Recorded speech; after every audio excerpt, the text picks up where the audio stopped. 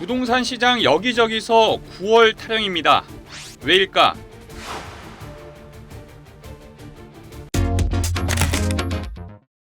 전세값이 최고가를 찍은 건 지난 2021년에서 2022년까지입니다.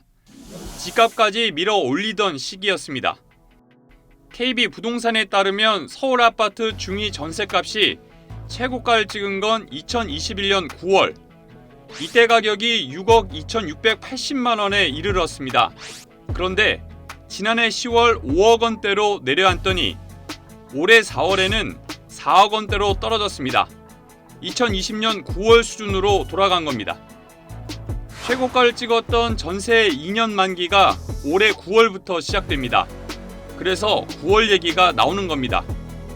지난 2년 사이 집값은 진정됐고 전세값은 더 크게 떨어졌습니다. 이렇게 되면 집주인이 세입자에게 돈을 돌려주지 못하는 역전세 우려가 가중됩니다. 이미 시작됐습니다. 대법원 등기정보 광장에 따르면 지난 4월 전국 집합건물에 대한 임차권 등기명령 신청 건수가 3,045건을 기록했습니다.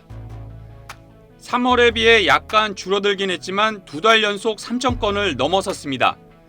임차권 등기는 계약이 끝나고도 보증금을 돌려받지 못한 임차인이 이사 이후에도 등기부 등본상에 임차권이 있다는 사실을 명시하는 겁니다.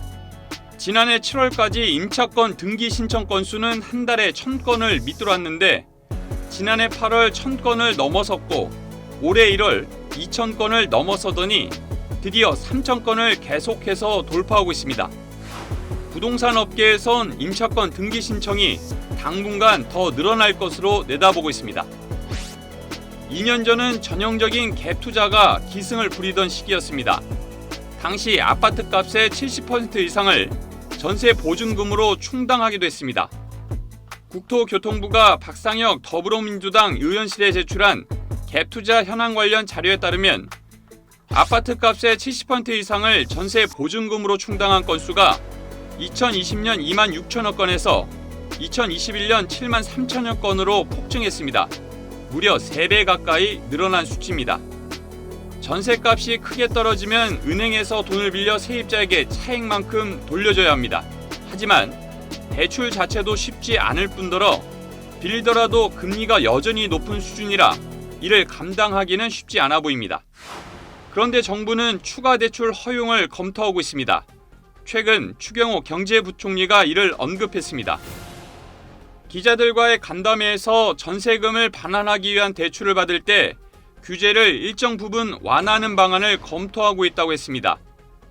보증금 반환 목적의 대출에 대해선 총부채 원리금 상환 비율 즉 DSR 등 규제를 완화해달라는 임대인 측의 요구를 일정 부분 수용하는 것으로 해석됩니다. 부동산 시장과 마찬가지로 정부도 9월 대란 우려를 주시하는 건 맞는 것 같은데 빚을 또 빚으로 해결하는 쪽으로 기우는 것 같습니다. 한국은행이 공식 집계한 가계부채 규모는 이미 지난해 1,800조 원을 넘어섰습니다. 여기에 우리나라에만 있는 숨은 빚인 전세 보증금을 합하면 3,000조 원에 육박합니다.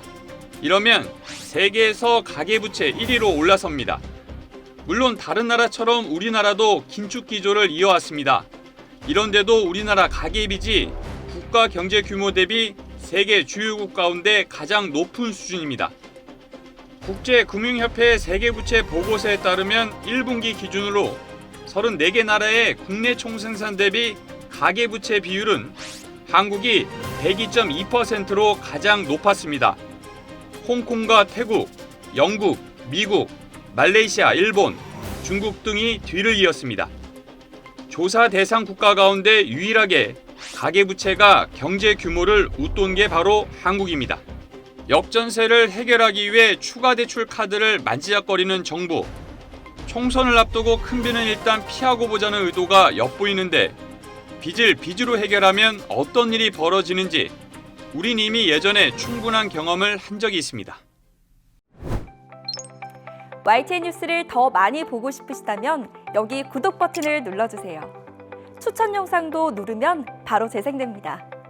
또 뉴스 속보 알림을 받고 싶으시면 휴대폰에서 YTN 앱을 다운로드해 보세요. 늘 저희 YTN 뉴스를 시청해 주셔서 감사합니다.